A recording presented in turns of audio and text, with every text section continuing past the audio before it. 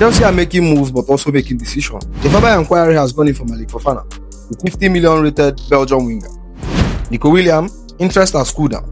Barcelona are pushing, Chelsea and Arsenal are stepped back. Bynoe-Gittens is now the most realistic winger option as things stands now, and talks are progressing behind the scene. Meanwhile, Djordje Petrovic has officially been given the green light to leave if a £25 million offer comes in, after asking for guaranteed game time, which Chelsea can't promise. And now, out of nowhere, Aston Villa wants Nicolas Jackson. Unai Emery is pushing to reunite with him, but Chelsea will demand between 50 million and to 70 million if they are even open to sell it. Strap in, there's a lot going on. Chelsea summer is heating up. So make sure you like, subscribe so you don't miss out anytime I upload. Now let's start with Malick Fofana. In as much I have not heard that name, but with the rate you are buying young players, one has to stick. Chelsea has made verbal inquiry for Lyon's 20-year-old Belgian winger Malick Fofana. While he might not be the most recognizable name in Europe right now, he's definitely one of the names being tracked closely by the club recruitment team. This is yet another move that fits the youth-focused transfer blueprint, and it feels like Chelsea are once again trying to get ahead of the curves. According to David Ornstein, Chelsea has made their interest known to Lyon. It's not a formal bid yet, but it's a verbal inquiry. Conversations are ongoing. Meanwhile, L'Equipe has reported that several English clubs are monitoring Fofana's situation closely. Chelsea were the first to make contact in recent hours. It was described as an informal exchange between two clubs. No official bid on the table yet, but the Blues has clearly has the means to afford him. Lyon are reportedly valuing the winger at 50 million euros. Although that's a hefty fee for someone still breaking out, it matches the current market for top emerging talents. Malick Fofana is a 20-year-old Belgian international who just came off a very productive season at Olympique Lyons. He finished the 2024-2025 campaign with 11 goals and 6 assists across 41 appearances in all competitions, including a standout showing in Europe, where he netted 6 times during Lyon's run in the Europa League quarter-final. Fofana primarily operates as a right winger, but he's versatile, quick, agile, and not afraid to take on defenders. He's the kind of wide player who thrives in spaces, loves isolating fullback, and can play both on counter or in tight possession systems. There is a real rawness, directness to his game that feels tailor-made for the Premier League. Let's be honest, Chelsea's obsession with young talent isn't slowing down. And just this swing day alone, we have been linked with Gittens, Nico Williams, Heto, and now Malick Fofana. And with Raheem Sterling expected to leave, and uncertainty around Mudryk and Madueke inconsistency, Chelsea are clearly building up winger option for now and later. The plan, stack up with elite young talent and let the cream rise to the top. It's easy to question this approach. Many fans do, and I do too. But with the way Chelsea are operating, one of these talents has to stick. And while Fofana might not be the headline name some fans are hoping for, this could be another smart long-term investment by the club, especially if they believe he could explode in value in the next 12 months. So let's keep an eye on this one. It's early, but Chelsea are moving quickly. And Malick Fofana is now officially on the radar. Just a few weeks ago, Nico Williams was the hottest winger on Arsenal and Chelsea's radar. Dynamic, explosive, proven in La Liga, coming off a brilliant season with Atletico Bilbao and shining on the international stage with Spain. But now things have shifted. According to David Ornstein, both Chelsea and Arsenal have cooled their interest in the 21-year-old winger, just as Barcelona steps up their pursuit. Bayern are quietly in the circle in the background. Let's break this one down. There's a lot to unpack. Let's be real, the initial link made a lot of sense. Nico Williams has a 58 million euros release clause, and in today's market, that's affordable. 22 years old, fit Chelsea youth-driven recruitment policy. Elite level winger can play on the left, on the right. But in recent days, Chelsea focus has clearly shifted. They are now pushing for Malick Fofana and still in the mix for Gittens, who is now emerging as the priority. In short, Chelsea are narrowing their winger shortlist, with Nico Williams reportedly demanding over 300k a week. It looks like the Blues are backing away unless something drastic changes. And Arsenal, similar story. They have got Bukayo Saka, they are looking at the midfield and attacking reinforcement, but simply don't see Nico as priority right now. And this is where it gets spicy. Barcelona, despite their financial mess, really wants Nico Williams. The problem, they can't afford to pay the 58 million euros release clause upfront. They are reportedly asking Nico Williams to wait, hoping to structure a delay payment or agree a clever deal with Atletico Bilbao. Meanwhile, Bayern Munich are watching all this unfold, quietly and smartly. And if they decide to trigger the clause, they could go straight in and blow away everyone else out of the water. Here is the honest truth. Yes, Nico Williams is quality. He's already delivering at high level. His dribbling, crossing and off the ball movements would have been electric under Enzo Maresca. But Chelsea are trying to be strategic. And the reality is, you can't sign every winger. And his wages don't align with Chelsea's current structure. They believe they can get similar impact from a younger, cheaper talent like Fafana, Gittens, or a long-term project like Estlova. So in that sense, it's not a total error. But if Nico Williams ends up tearing it up at Barcelona or Bayern, yeah, you look back and think maybe we could have pushed a little harder. Nico Williams to Chelsea, it's not dead, but it certainly could. Chelsea are moving on, Arsenal too. Barcelona are making the noise, Bayern are locking. And always Chelsea are rolling the dice on youth again. This is what we have signed under this new ownership. And honestly, at this rate, one of these wingers has to stick. We have heard about Nico Williams. We have heard early talks around Malick Fofana. But as of now, one thing is clear. Bynoe-Gittens is the most likely candidate to fill Chelsea winger role. That's not speculation anymore. That's the latest from Simon Johnson's Sports. It aligns perfectly with Chelsea's current transfer strategy. At 20, Bynoe-Gittens already showed signs of becoming a top-tier wide threat. Quick feet, sharp movement, elite 1v1 ability. He's got that take-you-on mentality this squad has been lacking. He's a Premier League-ready profile with upside to grow. And most importantly, he's gettable.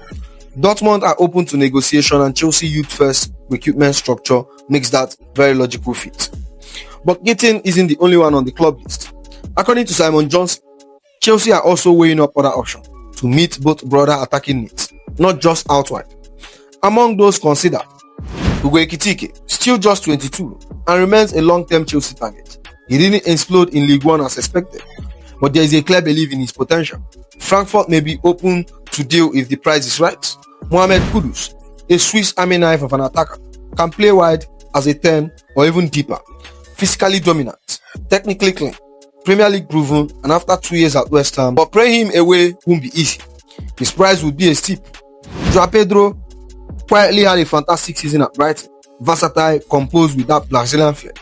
He fits into the multiple attacking system, a central profile, but could operate as a second striker or a first man. Chelsea like that kind of positional flexibility. And don't forget, there is also Malik Fofana, who Chelsea has made a verbal inquiry for. That one is more long-term, but remains on the radar. Chelsea are not just looking at names, they are building roles. This isn't about replacing Raheem Sterling or finding the next Hazard.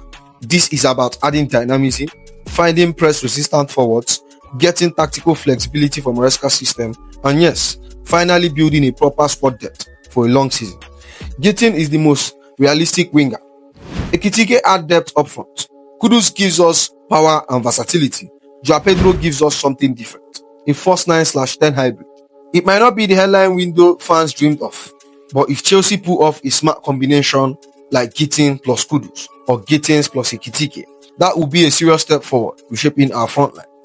We have got clarity. Benjamin Shesco is no longer on Chelsea's wish list, and that's straight from Simon Johnson. And the reason is, after paying 30 million for Lyon, the Chelsea recruitment team believes the two strikers are too similar and don't see the point bringing both into same system. So just like that, the Shesco links are all done. And while Arsenal are eyeing him as a potential addition, Chelsea are moving in a different direction. Let's break it down. Chelsea signed Lyon from Ipswich Town for a significant fee of £30 million. That's not backup striker money. That we believe in you money. Dela brings intensity, directness, physical presence, and willing to press from the front. And at 22, he's got time to grow under Enzo Maresca. Meanwhile, Shesco, though slightly taller, a more refined in front of goals, offered very similar profile, vertical transition-based striker who thrives on space and movement, not necessarily link up or back to go hold up play. So from Chelsea's side, it's simple. We only got that profile in the lap, so why double up? And honestly, that's fair. But if you are speaking truthfully, Chelsea still don't have that guy up front who guarantees goals. We have gone 2 seasons now without a reliable, ruthless number 9. And while the lap can grow into that role, he's not yet there. And that's why for many fans, the feeling is Shesco might not be needed, but we still need someone proven. Someone with experience. Someone who doesn't need a year to develop. Someone walks into Stamford Bridge and says, yes, give me service, I'll score you 20 goals. Whether it's a Gyökeres, an Osimhen, or an outside option we are not hearing about yet, Chelsea need that clinical presence if we want to compete on all fronts. Champions League, Premier League, Domestic Cup. You can't go into that with just hope and potential. So yeah, Shesco to Chelsea, it's dead. I'm not crying over it. He's good, but we don't need a Shesco and a Delap in the same team. What we need is a killer. A striker with pedigree, presence, and proven numbers. And if the club really wants to level up this season, they have to find that name and fast. Because relying on potential alone isn't going to take us back to the top. We have seen this movie before. And finally, the truth is out. There's a gentleman agreement between Chelsea and Petrovic, and it allows him to leave the club this summer if a bid of 25 million arrives. And that's straight from Simon Johnson, and it confirms what many of us have been sensing for weeks now. Petrovic wants out, but only on his terms. Let's be clear. Petrovic asked to be guaranteed the number 1 spot. Chelsea said they can't make that promise, not to him, not to anyone. As a result, he's now given the green light to find a new club within the next month. As long as someone is ready to pay the £25 million price tag, this isn't about game time anymore. This is about ego, timing and direction. And listen, I rate Petrovic. He was outstanding when called upon last 2 seasons. He pulled off match-saving stops, brought calmness into the chaos, and most importantly, he kept us in the game when everything else was falling apart. But let's be real. You don't walk into Chelsea Football Club and demand to be first choice. Not after one decent season. Not when you still have things to prove. If Petrovic believes in himself, he will stay. He would back himself to win the shirt under Enzo Maresca. He would fight Filip Jorgensen, Robert Sanchez, or who else brought him, and earn it. But if you're asking to be dropped from the squad because you're not guaranteed number 1, that's not Chelsea mentality. Now here is where things get a bit sticky.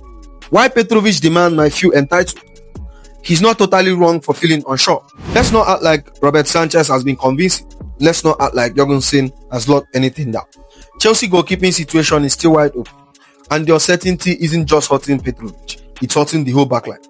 So if Petrovic feels disrespected or uncertain, that on the club too. With 25 million as the release numbers, it's now a waiting game. Will a Premier League club like West Ham, Brentford, Newcastle take the risk? Or will someone abroad, maybe AC Milan or RB Leipzig, give him the project he wants? Or will he realize the reality and decide to stay and fight? One thing is for sure, Chelsea won't stand in his way, but won't beg him to stay either. Petrovic is good. He's better than Sanchez. He deserves the shot, but if he wants the glove guaranteed, he's at the wrong club. This is Chelsea. You fight, you prove yourself, and you earn it. So whether he stays or leave, let it be your merit, not demand. Aston Villa wants Nicolas Jackson, and honestly, I didn't see this one coming. That's the latest from Give Me Sports. And apparently, Unai Emery is keen to unite with the striker he once developed at Villarreal. Villarreal are preparing to open discussion with Chelsea to explore whether a deal can be done. And I'm not going to lie, this one came out of nowhere. Let's not get it twisted. This isn't a loan. This isn't a rumor for depth. Villa wants Jackson properly. Now, first of all, let's be clear. Chelsea won't be in a rush to sell. He's young, raw, explosive, and while he's not the finished product, he's shown enough signs to suggest that he can be something special under the right manager. So if Villa wants him, Chelsea will ask for serious money. And I'm not talking about 35-40 million pounds. That's not enough. We are talking about 50 to 70 million. That's the range the club would demand. Especially considering his age, output, contract length, and potential resale value. This isn't a Gallagher type situation. Jackson is seen as a key attacker, and with Nkunku and Bruger's features still unclear, Chelsea aren't in the position to hand out strikers for fun. From Aston Villa's point of view, it makes perfect sense. Unai Emery has worked closely with Jackson at Villarreal. He knows his movement, he knows his mentality, he knows how to get goals out of him. Villa are in the market for a dynamic striker who can press, run channels, and stretch defense. Jackson fits that brief to perfection. It's a tempting project, but is it tempting enough for Chelsea or the player? Now here is where things get tricky, because as much as I like Jackson, if Chelsea do sell, a proper 60 million plus sell, then surely we have to go big. This opens the door for Victor Osimhen. No more excuses, no more waiting for price to drop, no more developing potentials. If Jackson goes, the striker spot becomes wide open. You throw the back at Napoli, bring in someone who guarantees goals. Osimhen is a Champions League proven elite level and hungry to move. He fits Maresca's system more than people realize. He presses, links well, can stretch a high line. You don't get many chances to sign a player of that caliber. If Jackson is sold, this is the moment you make the jump. So here is the dilemma. Jackson is raw but developing, proving to an extent, affordable wages and could explode next season. Osimhen, world class, expensive, high expectation but instantly elevate Chelsea to contender level. It comes down to vision. Do you want to build gradually, and see if Jackson grow into that killer? Or do you go all in for a finished product? Either way, Chelsea can't afford to get this one wrong because strikers decide season, and this decision will define Maresca's. This is the kind of headline you never want to hear. Mykhailo Mudryk has been charged by the FA for doping offences, and now he faces a potential lengthy ban from football. That's the latest bombshell reporting from Law, and why all the details of this case are yet to be made public. This is serious, like career-altering serious. At this stage, we know Mykhailo Mudryk has not featured for Chelsea in over 6 months, with his absence largely brushed off as tactical and fitness related. It now appears the real reason could be far from severe. Linked to an ongoing investigation around banned substances, the FA has charged him, unless the player could launch a successful appeal. He is now staring down the barrel of a major ban, potentially spanning multiple years. This isn't a slap on the wrist situation. This could genuinely spell the end of his time at Chelsea, and quite possible at the top level of football. Let's be honest, when Chelsea spent 88 million to snatch Mykhailo Mudryk from under Arsenal's nose in January 2023, we were sold the dream of a future star, explosive pace, elite 1v1 ability, and the next great winger from Ukraine. But it's never fully clicked. The adaptation issue was clear, confidence dropped, decision making were never improved, injuries didn't help, and now this. If this ban sticks, it's not just a failed transfer. This is the most tragic turnaround history in Chelsea. From 88 million statement signing to facing a ban that could end his top flight career before it literally started. And right now, the steps are up to Mudryk and his team. Appeal the charge if they believe the outcome is unjust or a mistake is made in the testing. His legal team could launch a formal challenge, but even that proceed could take months and won't guarantee anything. Or accept the ruling, face the ban that could range from 1 to 4 years, depending on the substance involved and the intent. If that happens, it's safe to say his Chelsea career is done. And look, as much as it hurts to say this, in a club that is actively trying to trim down and restructure under Enzo Maresca, no manager is going to wait years for a player with doping record to come back and fight for his spot. Especially not when you have got names like Bynoe-Gittens and others being lined up. Never thought we would get here, but trust me, I wanted Mudryk to prove doubters wrong. But if this charge stands and there is no successful appeal, it's over. Not just at Chelsea, but maybe at top level football altogether. From a footballing perspective, this is heartbreaking. From a club building perspective, Chelsea have to move on quickly. So that's the video here. Make sure you like, comment, and subscribe, and I'll see you in the next one. You go be.